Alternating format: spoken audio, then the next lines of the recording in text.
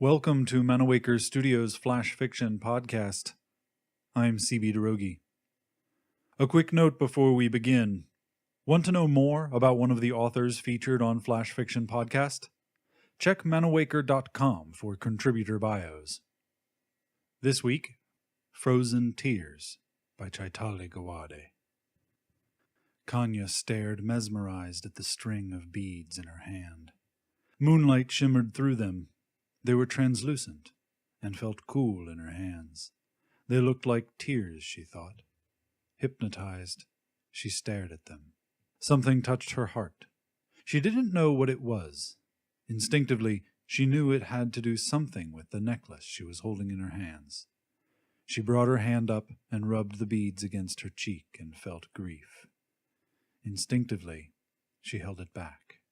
For a moment she stared at them, as if it was a living, breathing thing in her hand. Tentatively, she rubbed it against her cheek again and was staggered by the emotions that coursed through her. She felt utter and absolute grief, yet she knew they were not her emotions. The pain she was feeling was that of someone else. It was by pure chance that she had found the necklace. Some invisible force had drawn her to the lake. As she dipped her feet in the freezing water, she felt something wrap around her ankle. It had been the necklace. It had felt cooler than the water itself. It was destined to be found by her. She had never come to this part of her island before. Naryanima had forbidden it, saying that it was not time yet.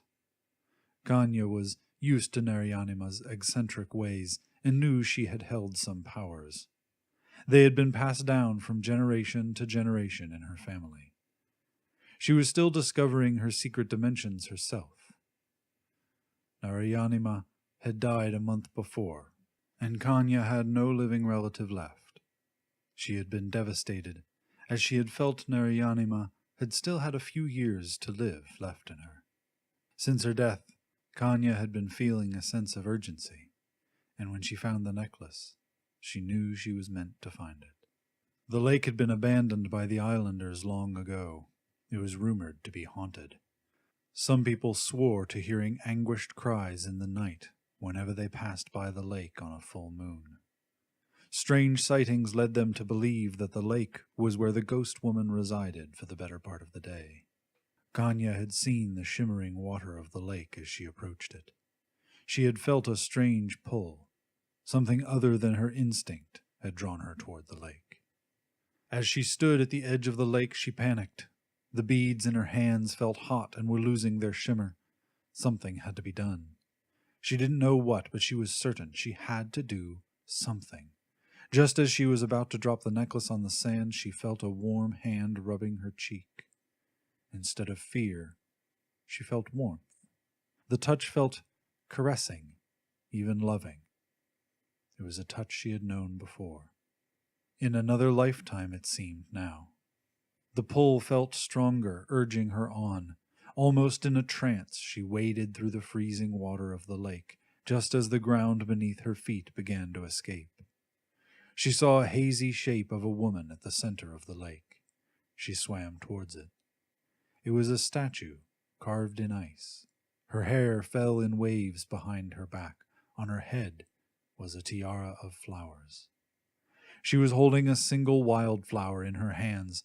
It was larger than the flowers in her tiara. The expression on her face was melancholy.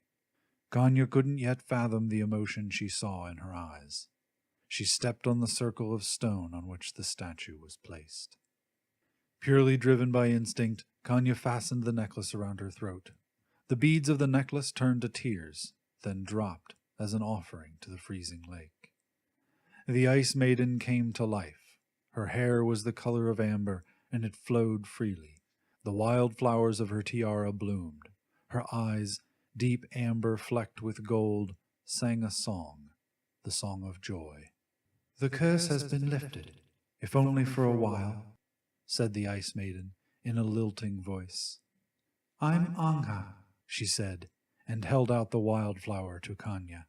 This flower had not come to life. It was made of glass. Moonlight seemed to glint off its petals in a shower of 1,000 tiny sparks. Kanya took the flower, rubbed her fingers on the flower caressingly, and felt the flow of life within. "This is my legacy to you. It will guide you and protect you as it did me," said Angha. Angha moved closer to Kanya and rubbed a finger gently on her cheek. It reminded her of the hand she had felt at the edge of the lake. "It's time to say goodbye now, my angel daughter." And with that, she turned back into ice. Kanya's mind whirled with questions. She held the flower against her cheek. Images flashed before her eyes, images of her mother, crying with a baby girl held in her arms, fighting with her father cursing her for dishonoring him. She was never to know the joy of holding her daughter again. Kanya now knew that the emotion she had seen in her mother's eyes had been grief. She turned to her mother and hugged her fiercely, but felt nothing.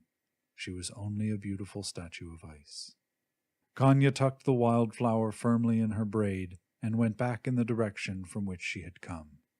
Her heart was heavy with a strange emotion, one for her mother, of whose existence she had not known until now. This has been Frozen Tears by Chaitali Gawade, and first appearing in Evil Girlfriend Media. The Flash Fiction podcast theme song is by Kevin MacLeod. I'm CB Drogi. Thanks for listening.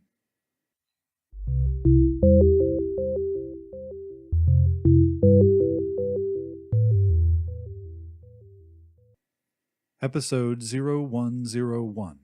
Production copyright 2016, CB Drogi and Manawaker Studio.